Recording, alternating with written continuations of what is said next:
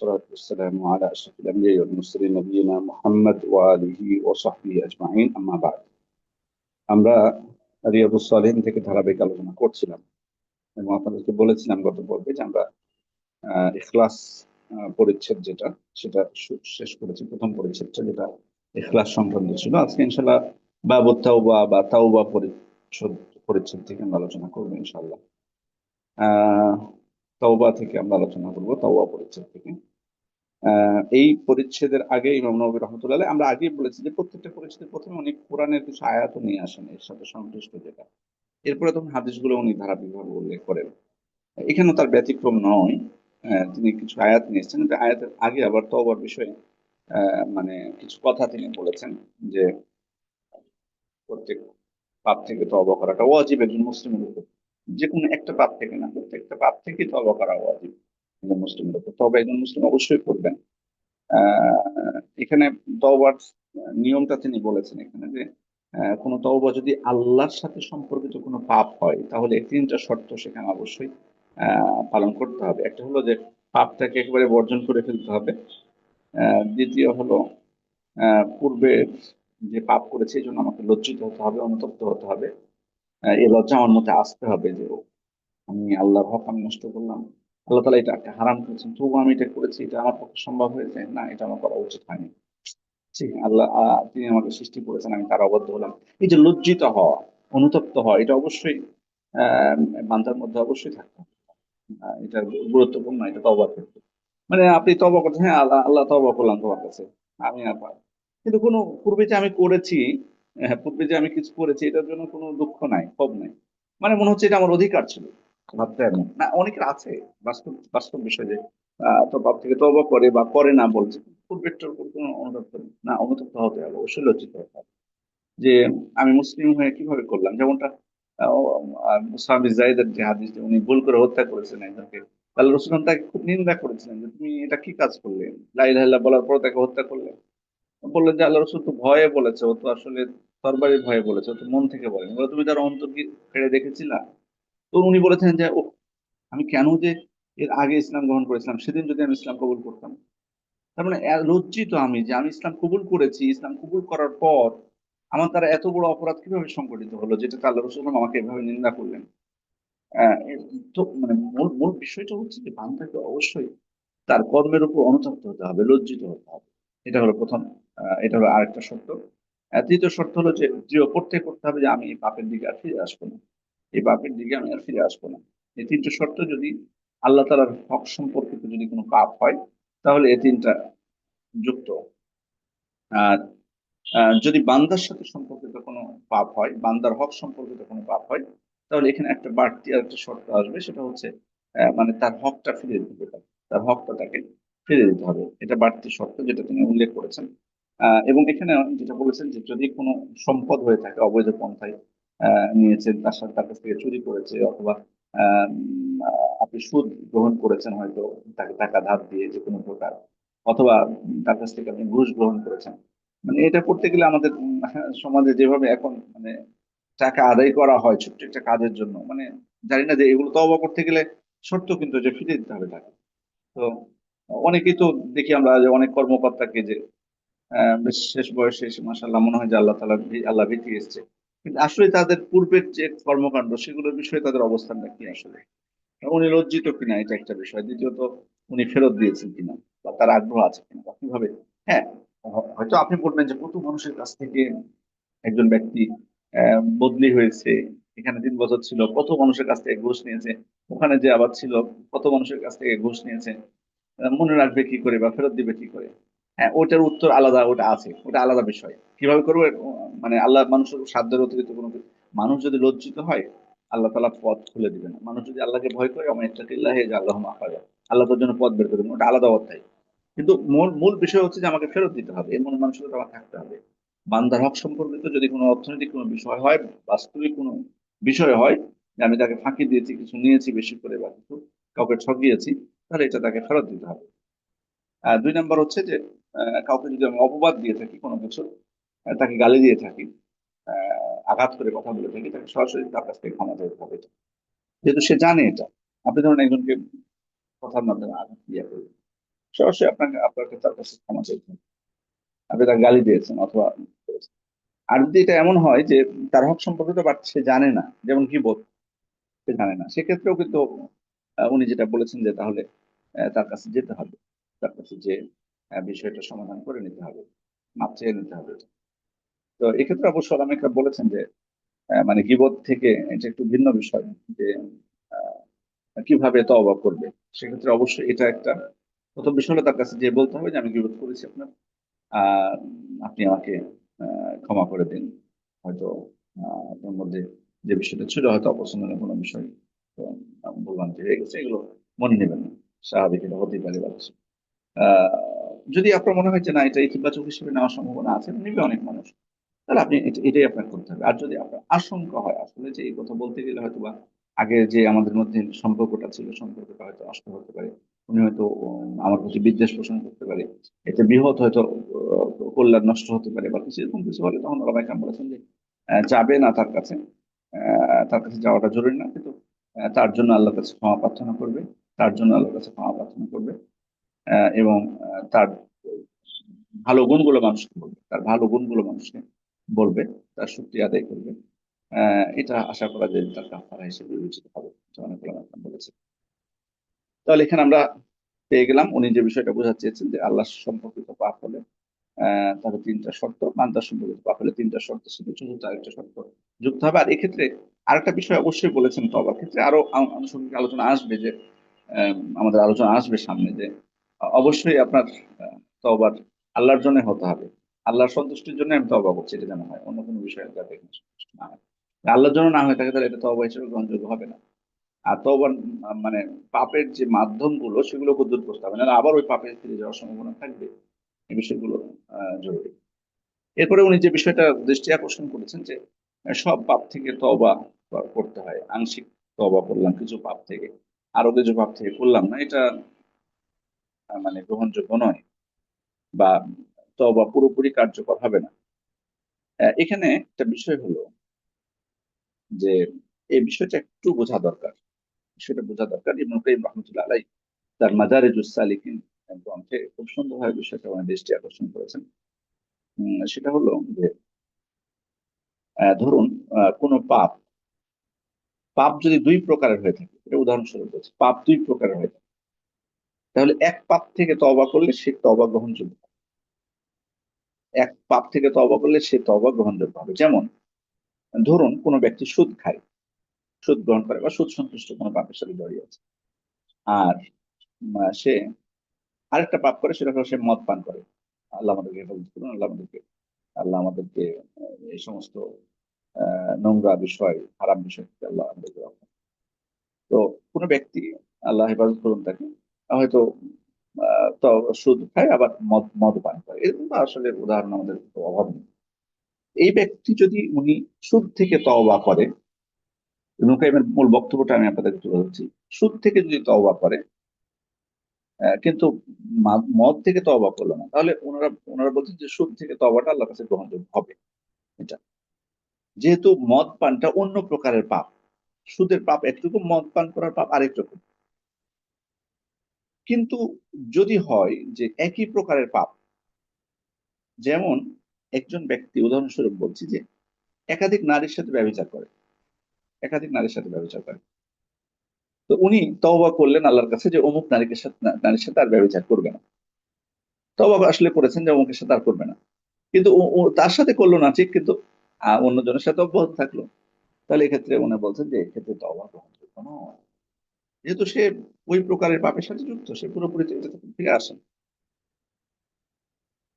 এর সাথে আরেকটা প্রকার আমরা যুক্ত করতে পারি, যেটা শেখ মোহাম্মদ ইউনূস সাল্লাল্লাহু আলাইহি ওয়াসাল্লাম ইঙ্গিত দিয়েছেন, সেটা হলো যে পাপের আংশিক থেকে তওবা করেছে, পাপের একটা অংশ থেকে তওবা করেছেন। সেক্ষেত্রে কেউ কেউ বলেছেন যে না, এটা গ্রহণযোগ্য হবে না, আবার কেউ বলেছেন গ্রহণযোগ্য হতে পারে। যেমন কোনো ব্যক্তি ব্যভিচার করে, নারীদের দিকে তাকায়, উপভোগ করে তাদেরকে, মার্কেটে যায় যেখানে নারীদের অবস্থান বেশি, হলে কলেজ ছুটি হয়, স্কুল ছুটি হয়, এই জায়গাগুলোতে যে বসে থাকে, আবার ব্যভিচার করে। এই ব্যক্তি যদি ব্যভিচার থেকে তওবা করে, কিন্তু সে নারীদের দিকে মানে দৃষ্টি অবনত করে না নারীদের থেকে, তাহলে কারো কারো মতে তার এই তওবা গ্রহণযোগ্য নয়। আবার কেউ কেউ বলেছেন যে গ্রহণযোগ্য হবে যদি সে ব্যভিচার থেকে তওবা করে, গ্রহণযোগ্য হবে। যদিও সে দৃষ্টিপাত করার যে পাপ তার হবে, সেটা সেটা কিন্তু তার এটা গ্রহণযোগ্য হবে। যদি একটা পাপের মধ্যেই, মানে এটা একটা পাপ ধরে তারা এটা বলেছেন, কেউ কেউ বলেছেন। আলাকুল্লাহ, আমি আবারও বলছি তাহলে বিষয়টা, আমি আবারও বলছি যাতে আপনাদের কাছে স্পষ্ট হয়। সেটা হলো সব পাপ থেকে আমাদের তওবা করতে হবে, মুসলিম হিসেবে আমাদের কর্তব্য। কিন্তু কেউ যদি একাধিক পাপে জড়িয়ে থাকে, সেক্ষেত্রে একটা পাপ থেকে তওবা করলো, আরেকটা থেকে করলো না, আর এটা যদি দুই প্রকারের পাপ হয়ে থাকে তাহলে তওবা গ্রহণযোগ্য হবে। যেমন কেউ চুরিও করে আর মদও পান করে, সেক্ষেত্রে চুরি থেকে তওবা করলো, তওবা গ্রহণযোগ্য হবে, যদিও সে মদ পান করে। আর যদি পাপটা একই প্রকারের হয়, যে সে মানে দেখা যাচ্ছে যে সে তওবা করলো যে আমি এই আমার এই গ্রামে বা এই শহরে চুরি করবো না, কিন্তু অন্য শহরে যে চুরি করবো, তাহলে এই তওবা গ্রহণযোগ্য হবে না, কারণ সে চুরি থেকে তওবা করেনি পুরোপুরি। আর তৃতীয় হলো যে পাপের, একই পাপ, এক প্রকারেরই, তার একটা অংশ থেকে যে অংশের সাথে আরেকটা অংশের যদিও হয়তো বা সাদৃশ্য থাকতে পারে, বাট হয়তো আলাদা, স্তরটা আলাদা যদি এমনটা হয়। স্তরের ক্ষেত্রে ভিন্নতা আছে। সেক্ষেত্রে যেমন হয়তো কোন মানুষ আছে ব্যভিচার করে, আবার নারীর দিকে দৃষ্টিপাত করে, এখানে স্তরটা কিন্তু একরকম না, ভিন্ন। সেক্ষেত্রে ওনারা বলছেন যে যদি ব্যভিচার থেকে তওবা করে তওবা গ্রহণযোগ্য হবে, আর সে তার যে দৃষ্টিপাত করার পাপ, সে পাপটা হবে। আশা করি বিষয়টা ক্লিয়ার হয়েছে। আহ এরপর তিনি পবিত্র কোরআনে আল্লাহ তাআলা কোরআন থেকে কিছু আয়াত উল্লেখ করেছেন, ওয়াতুবু ইলাল্লাহি জামিআন আইয়ুহাল মুমিনুন লাআল্লাকুম তুফলিহুন। হে মুমিনরা, হে ঈমানদারগণ, তোমরা আল্লাহর কাছে, তোমরা সকলে আল্লাহর কাছে তওবা করো, তার কাছে প্রত্যাবর্তন করো, যাতে তোমরা সফল কাম হতে পারো। তার মানে বোঝা যাচ্ছে যে আল্লাহর কাছে তওবা না করলে সফলতা আমরা পারবো না। আমরা দুনিয়াতে যতই সফলতার ব্যাখ্যা করি না কেন, যতই নিজেকে সফল মনে করি না কেন, আসলে এটা সফলতা নয়। দুনিয়াতে কিন্তু হতে পারে, যেমন আমি উদাহরণস্বরূপ বলছি, ধরেন আমি অযোগ্য একজন ব্যক্তি, সেরকম যোগ্যতা নেই, তবু আমি টাকা দিয়ে আমার চাকরি নিয়ে নিলাম ভার্সিটি, আমার টাকা আছে, ব্যাস 1 কোটি টাকা দিলাম বা 50 লক্ষ টাকা দিলাম। আহ, অথচ আমার থেকে যোগ্য প্রার্থী সেখানে আছে, আমার থেকে যোগ্যতা সম্পন্ন মানুষ সেখানে ছিল, কিন্তু তাদের সেই ক্ষমতা নেই, রাজনৈতিক ক্ষমতা নেই, আহ আবার অর্থনৈতিক ক্ষমতাও নেই। আমার আছে, আমি সেটা করি, আমি হয়ে গেলাম। আমি কিন্তু ভার্সিটি টিচার হয়ে গেছি, মানে আমি নিজেকে সফল মনে করছি। বাট এটা কি আল্লাহ তাআলার কাছে আসলে সফলতা? আপনি অন্যায় ভাবে এখানে প্রবেশ করেছেন, আরেকজনের হক নষ্ট করেছেন। এটা নিয়ে তো সন্দেহ যে আসলে আপনার এই যে যতদিন আপনি অর্থ উপার্জন করবেন, সে অর্থ উপার্জন আপনার জন্য হালাল হবে কিনা, এটা নিয়ে তো অনেক কথা। যাই হোক, আমি সেদিকে যাচ্ছি না। মূল বিষয় হচ্ছে যে আল্লাহ তাআলা সবাইকে উল্লেখ করে বলছেন, সকল মুমিনরা তোমরা সকলে মিলে তওবা করো, যাতে তোমরা সফল কাম করতে পারো। আল্লাহ অন্য আয়াতে বলছেন, ইস্তাগফিরু রাব্বাকুম সুম্মা তুবু ইলাইহি, তোমরা নিজেদের প্রতিপালকের কাছে তোমাদের ক্ষমা প্রার্থনা করো এবং তার কাছেই প্রত্যাবর্তন করো। এই আইয়ুহাল্লাযীনা আমানু তুবু ইলাল্লাহি তাওবাতান নাসুহা, এই মধ্যে তোমরা আল্লাহর কাছে বিশুদ্ধ তওবা করো। তওবা নাসুহা হলো যে যেটা, ওই যে পূর্বে আমরা শর্তগুলো বললাম, যেগুলো, যে অনুতপ্ত হতে হবে, পাপটা ছেড়ে দিতে হবে, ভবিষ্যতে দৃঢ় প্রতিজ্ঞা করতে হবে, আর বান্দার হক সম্পর্কিত হলে সে হক ফিরিয়ে দিতে হবে। এটা হলো তওবা নাসুহা। নাসুহা নামে কোনো ব্যক্তি ছিল না, যেটা আমার তাওবা প্রচার করে দেয়, যে নাসুহার মতো তওবা রাখছে। এখানে একটা প্রশ্ন আসতে পারে যে আমরা আয়াতে দেখলাম যে আল্লাহ তাআলা ইস্তিগফার করতে বলছেন, আবার তওবা করতে বলছেন, সেক্ষেত্রে তওবা এবং ইস্তিগফারের মধ্যে কি পার্থক্যটা আসলে কি, বা একই জিনিস কিনা? সূক্ষ্ম কি পার্থক্য আছে এখানে। আহ, তওবাটা হলো সাধারণত যেটা অতীতের সাথে সম্পৃক্ত থাকে, যেমনটা আমরা বলেছি যে অতীতের পাপের জন্য লজ্জিত হবে। আবার তওবা বর্তমানের সাথে সম্পৃক্ত থাকে, যে বর্তমানে আমি পাপটা ছেড়ে দেবো, সেটা আমি করবো না। আর ভবিষ্যতের সাথে সম্পৃক্ত থাকে, যে ভবিষ্যতে আমি দৃঢ় প্রতিজ্ঞা করবো যে আমি আর এই পাপ করবো না। তাহলে তওবাটা অতীতের সাথে সম্পৃক্ত, বর্তমানের সাথে সম্পৃক্ত, ভবিষ্যতের সাথে সম্পৃক্ত, তিনটার সাথে সম্পৃক্ত। অতীতের জন্য অনুতপ্ত হওয়া, বর্তমানে ছেড়ে দেওয়া, আর ভবিষ্যতে দৃঢ় প্রত্যয় করা যায় আর কখনো আমি করবো না। তার মানে এই তিনটার সাথে যুক্ত থাকে। আর ইস্তিগফারটা শুধুমাত্র হলো ক্ষমা চাওয়া, আল্লাহর কাছে পূর্বের জন্য ক্ষমা চাওয়া। এখানে দুইটা বিষয় আসে, এক হলো যে আল্লাহ যেন এই পাপটাকে গোপন রাখেন, আল্লাহ যেন পাপটাকে গোপন রাখেন, যে পাপটা হলো, আর আমাকে আল্লাহ এই পাপের জন্য শাস্তি না দেন, ইস্তিগফার দ্বারা এটা উদ্দেশ্য দিয়ে দেবে। আল্লাহ যেন এই পাপটা গোপন রাখেন আমার জন্য, আর পাপটা যাতে আল্লাহ তাআলা এর জন্য আমাকে কোনো শাস্তি না দেন। তাহলে এখানে বোঝা যাচ্ছে যে এখান থেকে বোঝা যাচ্ছে যে তওবাটা বেশি ব্যাপক, ইস্তিগফারের তওবাটা বেশি ব্যাপক। কারণ তওবা যখন আমরা বললাম, তখন কিন্তু ইস্তিগফার কিন্তু হয়ে গেছে, কারণ আমি পূর্বের জন্য অনুতপ্ত হয়েছি, ছেড়ে দিচ্ছি, আহ ইস্তিগফার চলে আসতেছে। কিন্তু ইস্তিগফার যখন শুধু বলছি তখন কিন্তু তওবার সবগুলো এখানে আসতেছে না, কারণ আমি শুধুমাত্র পূর্বের পাপের উপর, পূর্বের পাপের জন্য আল্লাহর কাছে আমি ক্ষমা চাচ্ছি। এই জন্য শেখ মোহাম্মদ সাল্লাহ বলছেন যে আহ, মানে ইস্তিগফারটা হলো মাজির সাথে, অতীতের সাথে সম্পৃক্ত, আর তওবাটা ভবিষ্যতের সাথে সম্পৃক্ত। এই জন্য উনি বলছেন যে আহ, মানে অবশ্যই তওবা করতে হলে ইস্তিগফার লাগবে। মানে আমি তাখলিয়া প্রয়োজন আগে, মানে আমি মুক্ত হব, তারপরে তাহলিয়া হবে, মানে তারপর পরিধান করবো আমি। মানে পূর্বেরটা মুক্ত হয়ে, খারাপটা থেকে মুক্ত হয়ে ভালোটা পরিধান করবো। সেক্ষেত্রে আমার যাদের ইস্তিগফার করবো আমি পূর্বের জন্য, যাতে আমি তওবা করতে পারি। মানে পূর্বেরটা আল্লাহ আপনি ক্ষমা করে দেন, তওবা ভবিষ্যতের জন্য যে আমি আর এই কাজ করবো না, এটা উনি বোঝাতে চেয়েছেন। এই কাজ আমি করবো না। কিন্তু কেউ যদি পূর্বেরটার জন্য ক্ষমা চাইলো কিন্তু উনি চলতেই থাকলো ওনার, তাহলে কিন্তু এটা তওবা হবে না, তওবা গ্রহণযোগ্য হবে না।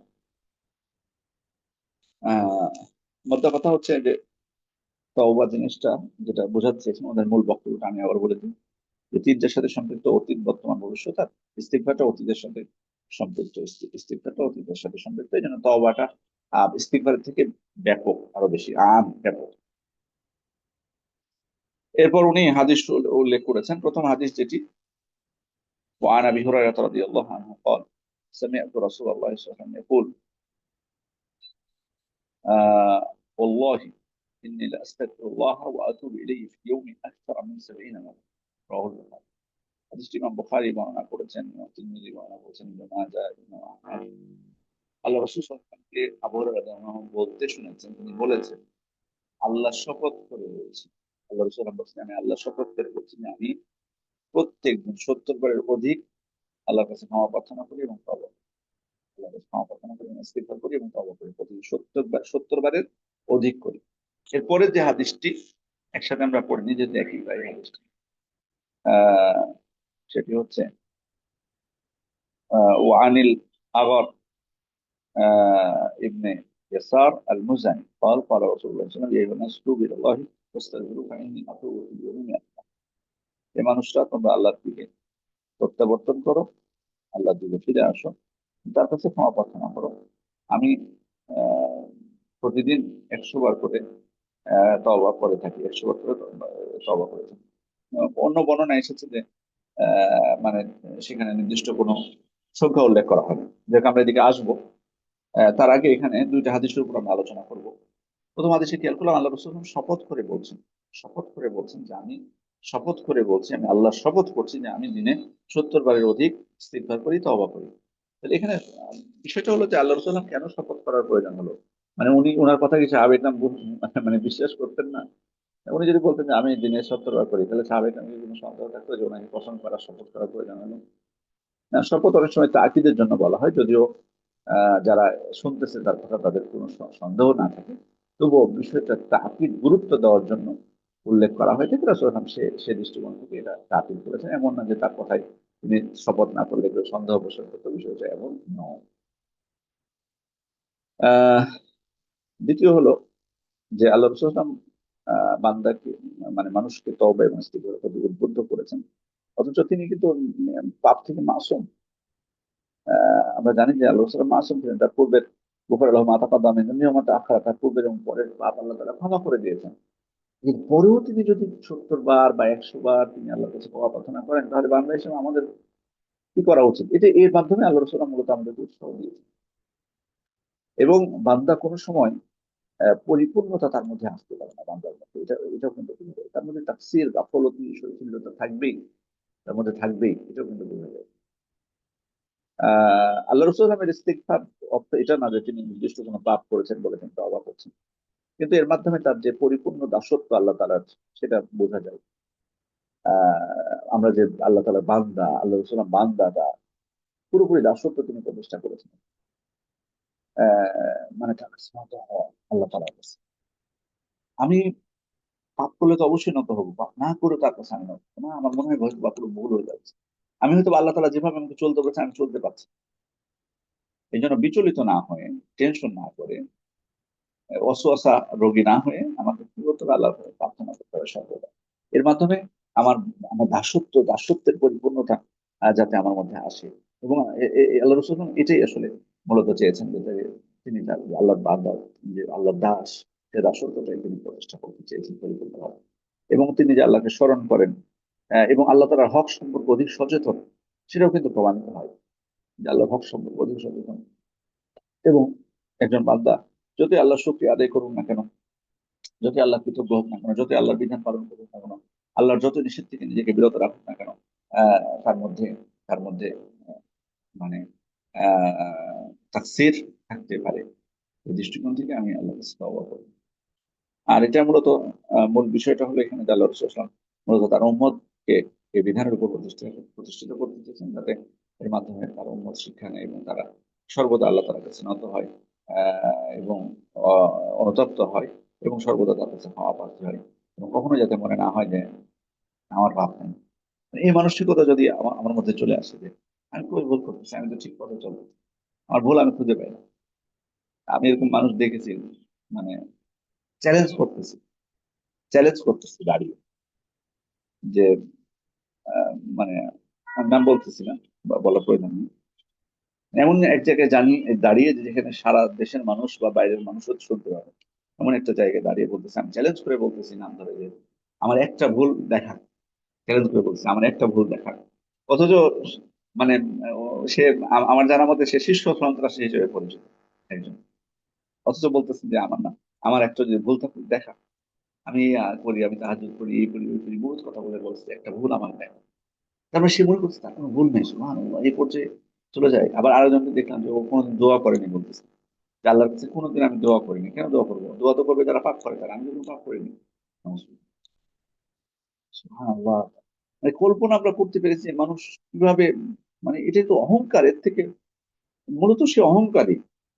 এই জন্য শেখ হুসেন তাইমিয়া বলেছেন যে মানে ইয়ার থেকে ওই কি বলে এই আহ, শেখ হুসেন তাইমিয়া বলেছেন যে শিরকের থেকে এই অহংকার বেশি খারাপ।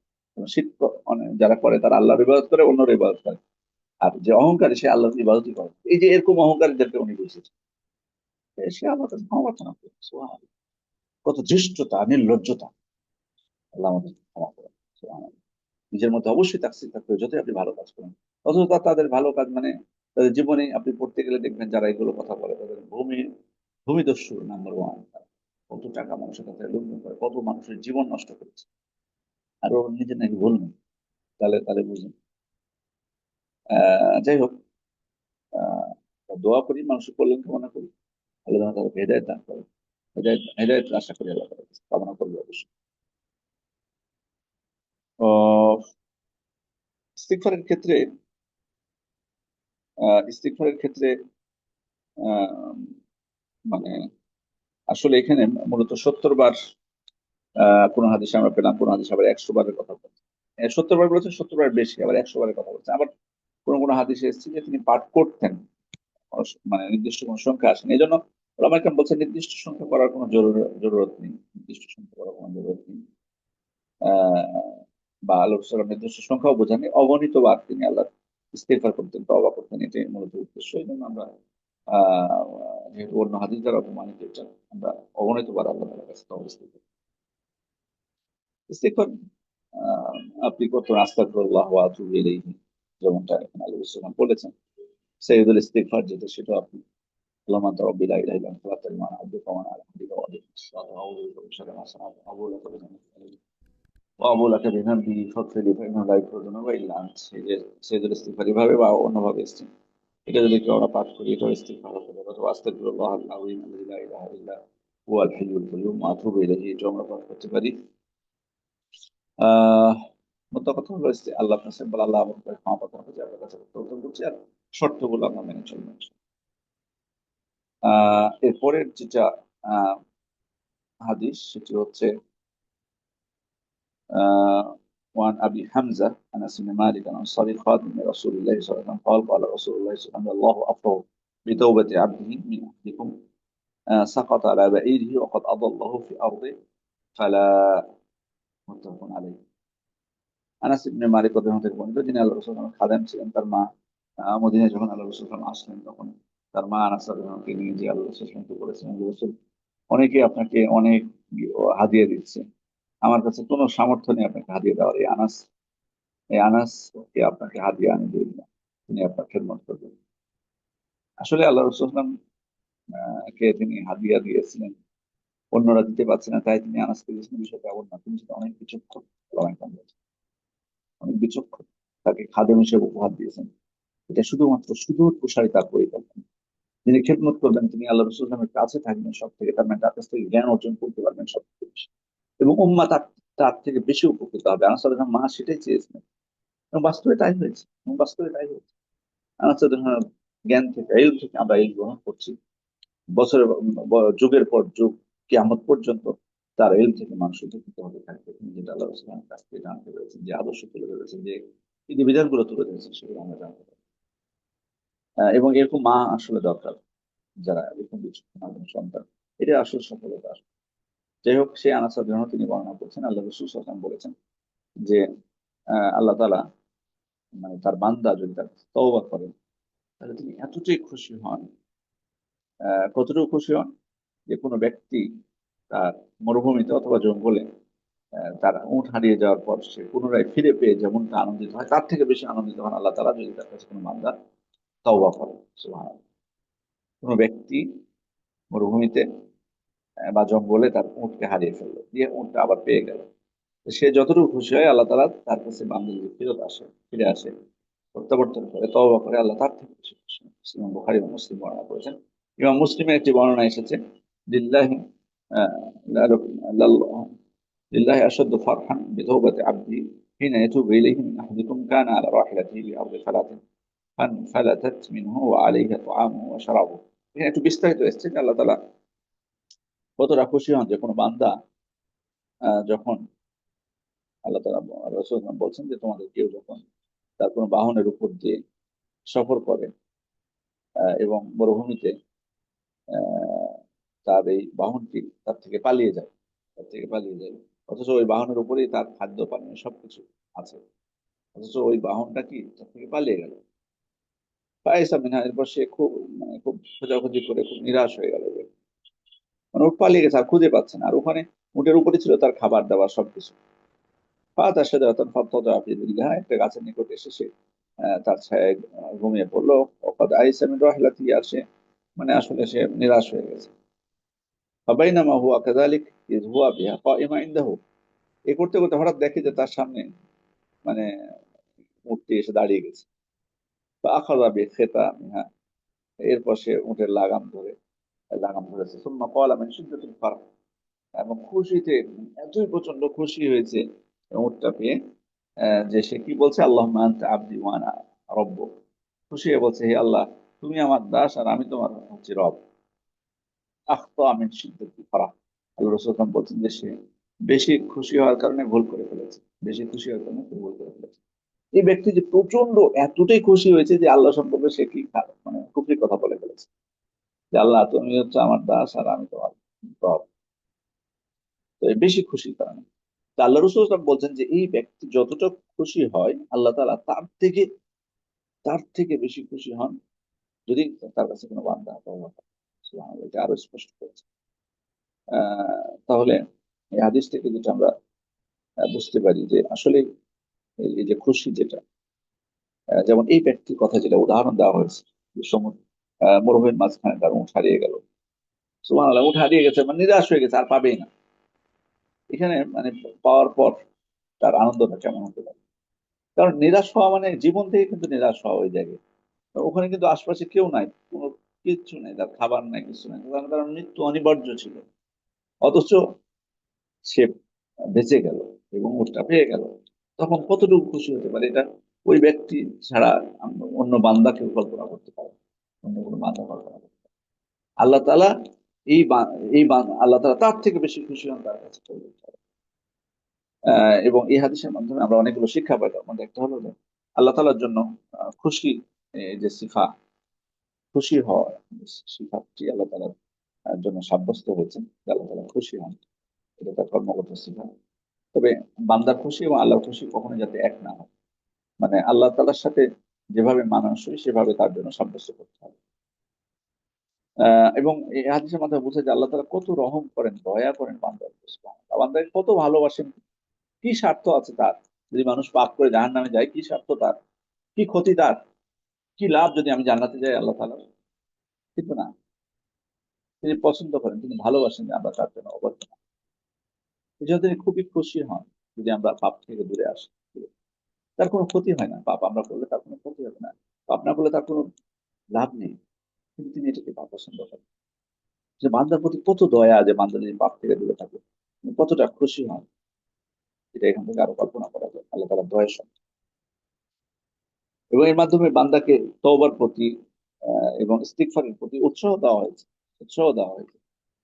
আহ, এরপরে হচ্ছে আরেকটা বিষয় যে ভুল করে কোনো বাক্য যদি বের হয়ে যায় মুখ দিয়ে, ভুল ক্রমে, অনিচ্ছাকৃত হয়, তাহলে এর জন্য পাকড়াও করা হবে না।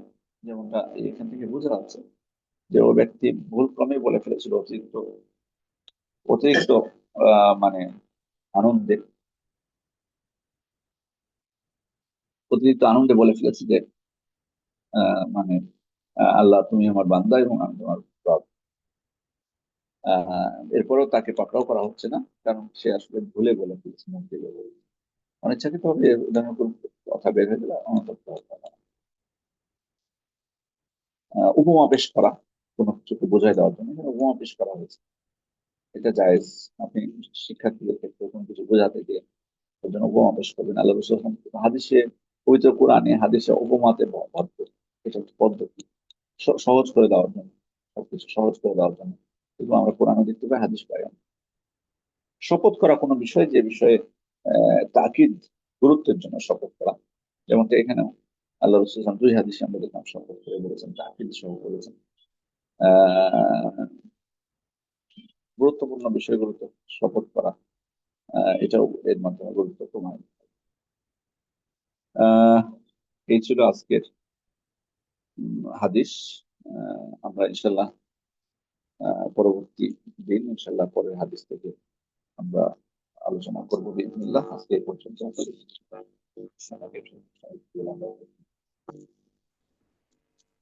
হুম। জাযাকাল্লাহু খাইরান শেখ, আপনার এই গুরুত্বপূর্ণ আলোচনার জন্য। শেখ, চ্যাটে কিছু প্রশ্ন এসেছে, আপনি অনুমতি দিলে করতাম। একজন প্রশ্ন করেছেন, সালামু আলাইকুম শেখ, আমার নানু মারা গিয়েছে, তো কুলকানি চল্লিশা করেছে, এটা বিদআত বা খাবার? এটা বিদআত জানি, খাবারটাও নাজায়েজ, তাই আমি খাইনি। কিন্তু ওই অনুষ্ঠানে যে পশু জবাই হয়েছে, বেঁচে যাওয়া কিছু কাঁচা গোশত যদি ফ্রিজে রেখে দেয় এবং সেটা যদি ঘরে খাওয়ার জন্য পরবর্তীতে রান্না করে, তাহলে খাওয়া যাবে কি? আসলে যেহেতু ওই উৎসব উপলক্ষেই, এই উৎসব উপলক্ষে যেহেতু পশুটা জবাই করা হয়েছে, হয়তো বেশি গোস্ত মনে হয়েছে জবাই করার পর, তাই হয়তো রেখে দিয়েছে, কিন্তু উদ্দেশ্য কিন্তু ছিল পুরোটাই, এটা হয়তো কিছু বেঁচে গেছে তাই। এমন যদি হতো যে বাজার থেকে কিনে এসেছে একটা অংশ, তাহলে আরেকটা অংশের কোনো সমস্যা নেই। কিন্তু যদি ওনার উদ্দেশ্য হয়ে থাকে যে পুরোটাই, কিন্তু কোনো কারণে পরে সরিয়ে দিয়েছে, তাহলেও এই উৎসব থেকে কিন্তু মুক্ত হচ্ছে না এই বস্তুটা, কারণ এই উদ্দেশ্যে জবাই করা। এই জন্য পুরোপুরি মুক্ত থাকাটাই আপনার জন্য সব থেকে নিরাপদ একদম।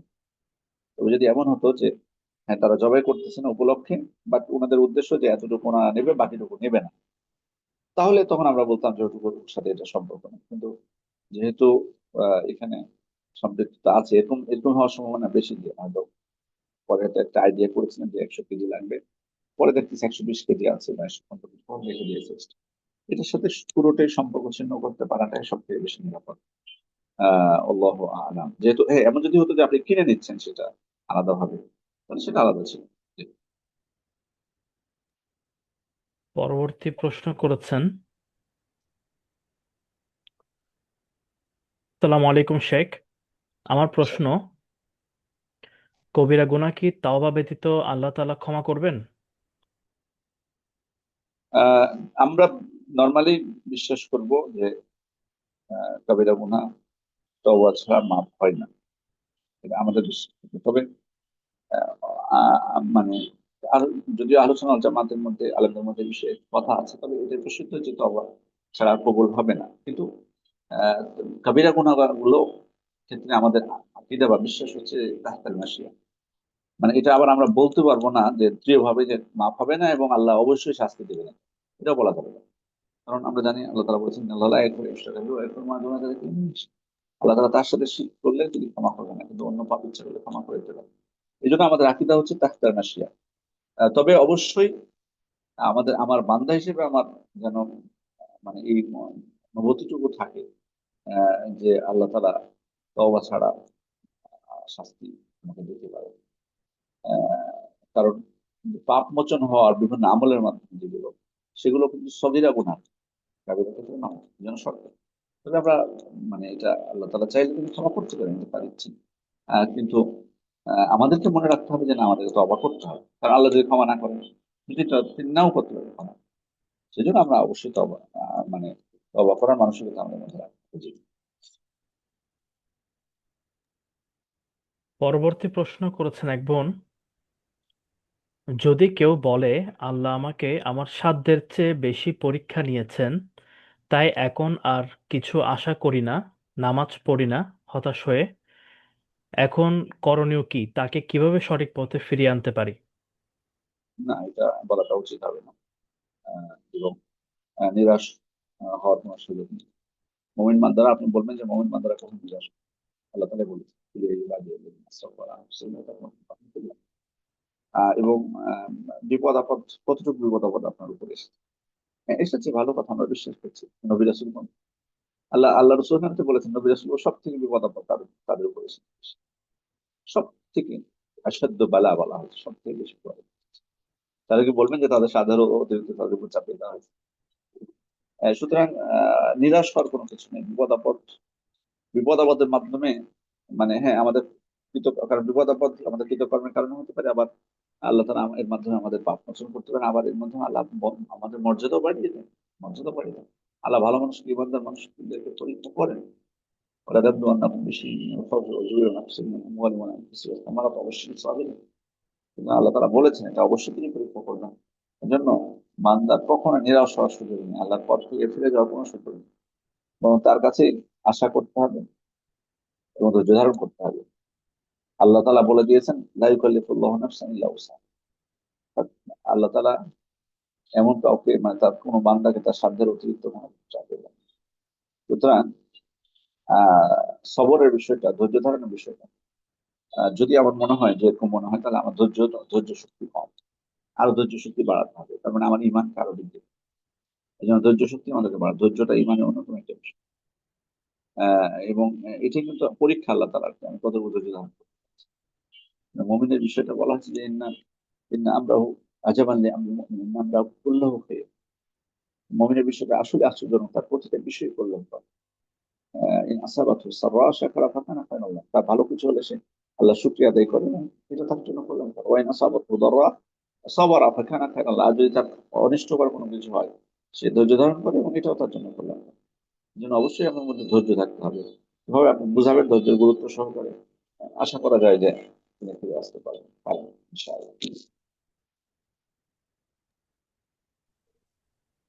পরবর্তী এক ভাই প্রশ্ন করেছেন, তওবার নিয়তে কি 2 রাকাত নামাজ আদায় করতে হবে, বিশেষ করে গুনাহ করার 6 ঘন্টার মধ্যেই?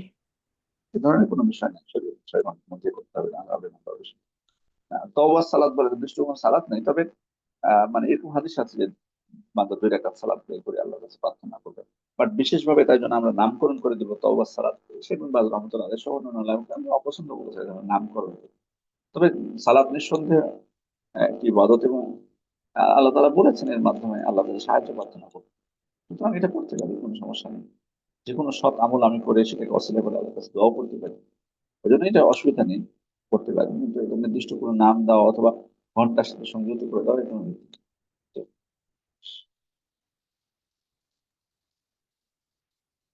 পরবর্তী প্রশ্ন,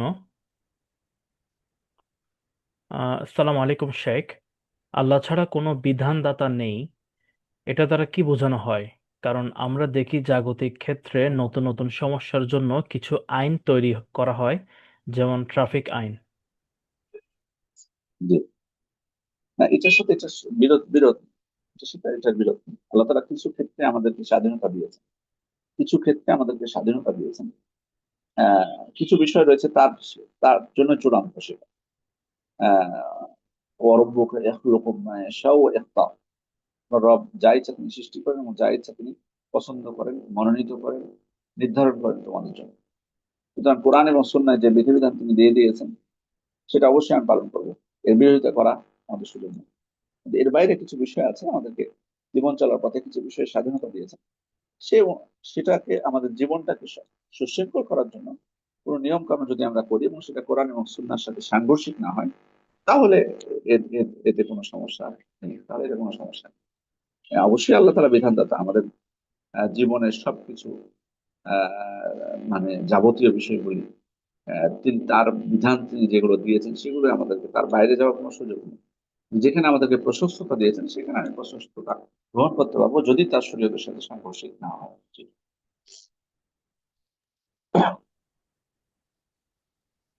আহ এর পরবর্তী প্রশ্ন হচ্ছে, আসসালামু আলাইকুম রহমতুল্লাহ শেখ।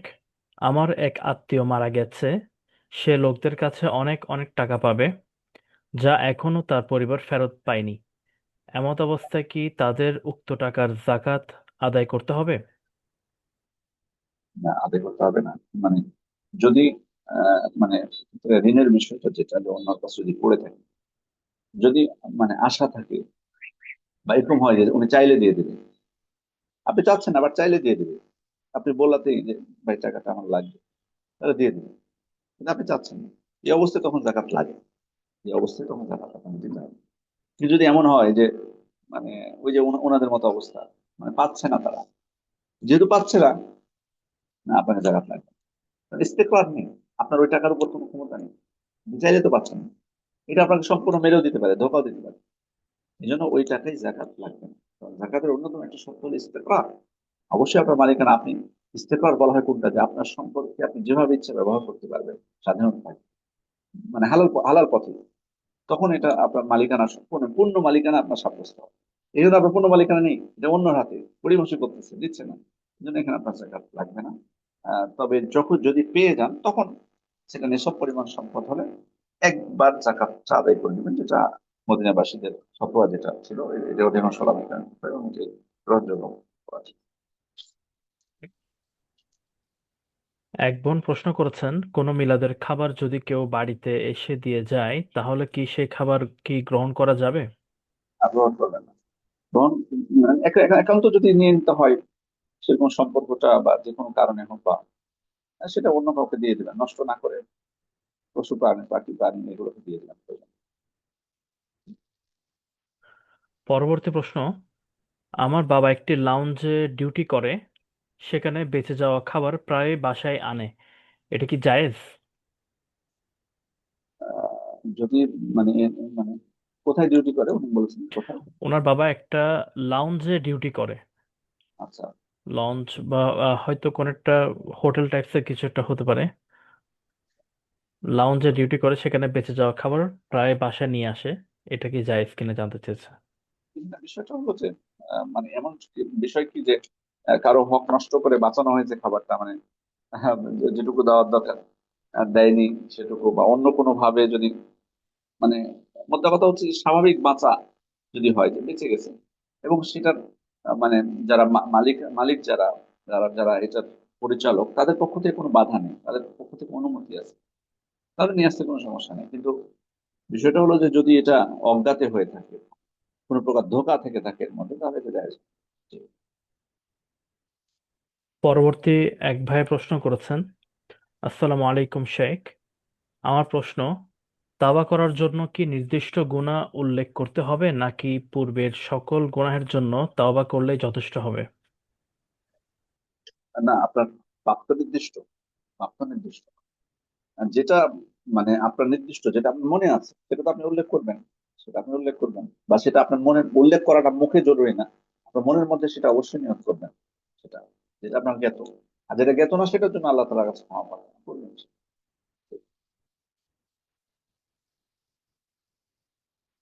তবে তওবার শর্তগুলো প্রয়োগ করতে হলে আপনাকে কিন্তু মানে অবশ্যই সেটা যে আপনি লজ্জিত হবেন।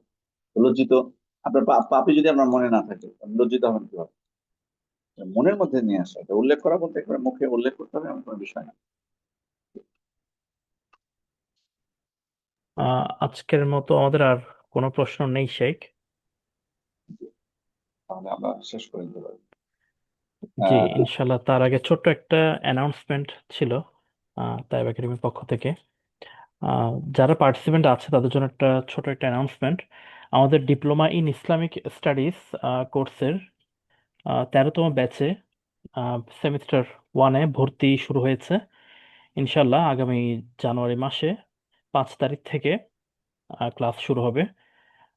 আপনারা তাইব একাডেমির ওয়েবসাইট থেকে বিস্তারিত জানতে পারবেন। taibacademy.com, এই এখানে গেলে ডিপ্লোমা ইন ইসলামিক স্টাডিজ পেজের মধ্যে আপনারা বিস্তারিত পেয়ে যাবেন ইনশাআল্লাহ। তো এটা একটা সুবর্ণ সুযোগ দিনের মৌলিক বিষয়সমূহকে ভালোভাবে জানার। তো আমি অনুরোধ করব সকল পার্টিসিপেন্টদেরকে যারা এই কোর্সটিতে এখন ভর্তি হননি, তারা এটা ভর্তি হতে পারেন ইনশাআল্লাহ। জি শেখ, আমরা আজকের মতো শেষ করতে পারি। জাযাকুমুল্লাহ খাইরান। আমরা আল্লাহ তাআলা শুকরিয়া আদায় করছি, তিনি আমাদেরকে প্রোগ্রামটা শেষ করার তৌফিক দিয়েছেন সফলতার সাথে। এবং আমরা আপনাদের শুকরিয়া আদায় করছি, কৃতজ্ঞতা যারা উপস্থিত ছিলেন প্রোগ্রামে, যারা আয়োজন করেছেন বিশেষভাবে তাদের কৃতজ্ঞতা তো অবশ্যই আগে। তাদের প্রতি কৃতজ্ঞতা জানাচ্ছি। যারা প্রোগ্রাম আয়োজন করেছেন তাদের প্রতি, কষ্ট করছেন যারা সময় দিয়েছেন তাদের প্রতি কৃতজ্ঞতা জানাচ্ছি। আমাদের দর্শক মন্ডলী যারা পরবর্তীতে দেখবেন আমাদের প্রোগ্রাম, তাদের সবার প্রতি কৃতজ্ঞতা জানাচ্ছি। দোয়া করছি আল্লাহ নিকটে সবার জন্য আল্লাহ যেন আমাদেরকে দিনের সঠিক বুঝদান করেন এবং দিনের উপর অটল রাখেন। আমি সুবহানাক আল্লাহুম্মা ওয়া বিহামদিকা আশহাদু আল্লা ইলাহা ইল্লা আনতা আস্তাগফিরুকা ওয়া আতুবু ইলাইক। আসসালামু আলাইকুম ওয়া রাহমাতুল্লাহি ওয়া বারাকাতুহু। ওয়ালাইকুম আসসালাম রহমতুল্লাহ বরকাত।